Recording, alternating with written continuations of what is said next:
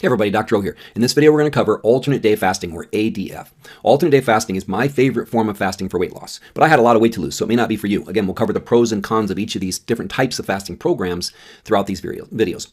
I credit a ton of my weight loss success to alternate day fasting. Now, I did start exercising and sleeping and managing my stress, and I changed my diet. I did lots and lots of things. But if you're looking at the calorie deficit that I had to be in over time to lose 165 pounds in a year, alternate day fasting is the only way that I could have got there. And I've explained that in the section on calorie cycling and throughout this course.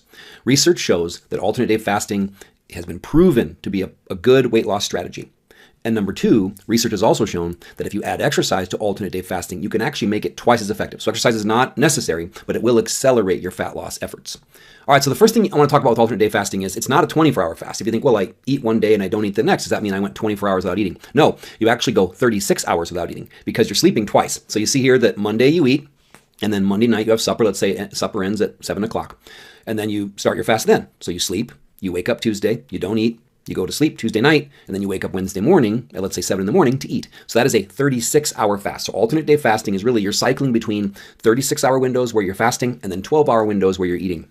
And we've already covered that when you're eating, I expect you to eat 25 or 30 or even 35% more calories than you normally would on those eating days, but you'll still be in a really, really good calorie deficit. So that's one of the reasons I love alternate day fasting is during that 36-hour window, you're sleeping twice, and fasting, the best time to fast is when you're asleep because you're not thinking about it. So you'll see here though, with alternate day fasting, and I kind of looked at this as a con, and I'll explain how I modified it for myself, is you're basically fasting 3.5 days a week because there's an odd number of days in a week. So in the first week here, you're fasting on Tuesday, Thursday, and Saturday. The second week, you're fasting Monday, Wednesday, Friday, Sunday.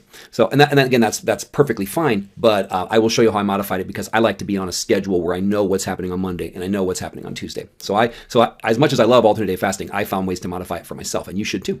So first of all, what does the science say?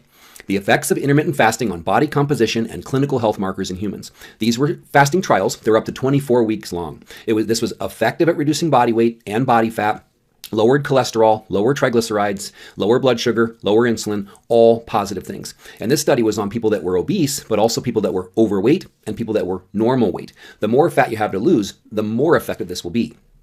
Another study, alternate day fasting improves physiological and molecular markers of aging in healthy, non-obese humans. In this study, they found that participants consumed 35% fewer calories. So not 50% because they were eating more on their eating days, and that's perfectly fine. But a 35% reduction in calories will lead to rapid and effective weight loss.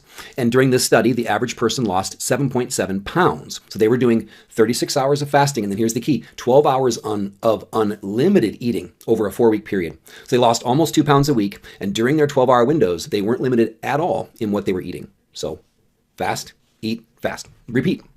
Another study, the effects of alternate day fasting on weight loss, weight maintenance, and cardio protection among metabolically healthy obese adults, a randomized clinical trial. So first of all, what's a metabolically healthy obese person? This would be someone that is obese because of their BMI, but they don't have risk factors for metabolic disease or metabolic syndrome. Their triglycerides are normal, blood pressure is normal, etc. But this study found same thing. Not only is it really good at helping you lose weight, but it can be a really effective weight maintenance tool. And we'll talk about that a little bit more. Okay, so what are the pros of alternate day fasting? To me, this is the best approach if you have more than 40 pounds to lose, right? If you have 50, 75, 100 pounds to lose, there's really no risk in fasting for 36 hours once you get used to it. So the more fat you have to lose, the more aggressive you can be. And this is the most aggressive of any of the fasting protocols that I'm going to share. But remember, the more aggressive your weight loss, the more you need to monitor signs that you're losing lean tissue because you're losing weight so quickly. And the more often you should take breaks. You should take what I like to call weight maintenance breaks. And I'll teach you later about how we take periods of time where we settle into a new weight, we learn how to maintain our weight, and then we can get back into aggressive dieting. Okay, but let me show you, this was my biggest con. So the cons of alternate day fasting, of course it's hard until you get used to it. But the hardest part for me was scheduling, right? I've told you in multiple places that I wanted to fast on days when I was busiest. So for example, Monday and Wednesday are my 2 busiest days at work. So those are days that I always want to fast. And then I want to keep an exercise schedule. I don't exercise every other day. I exercise, Tuesday, Thursday, Saturday, Sunday. So I wanted to keep my fasting schedule set and my exercise schedule set. So I modified this. So instead of doing alternate day fasting, you could just do 3 or 4 fasts a week. So what I would do is I would fast 3 times one week and then kind of 3.5 or 4 the next week. Let me show you that. So let me show you my fasting schedule. So this is what I liked because it allowed me to fast on the days when I was busiest, which makes fasting easier, and allowed me to eat on the days of exercise. So I would fast, you see here the first week, I would fast Monday, Wednesday, Friday. So then I would exercise Tuesday, Thursday, Saturday, Sunday. So I was eating on my exercise days, which is very important because you want to fuel performance and you want to tell your body that it's okay to build or at least maintain muscle. And then I was fasting on the days that I was the busiest. But you'll see the next week what I would do. And remember, I have a lot of weight to lose, so you could just do that. You could fast 3 days a week and kind of call it a modified alternate day fasting program. But I still wanted to average 3.5 fasting days a week.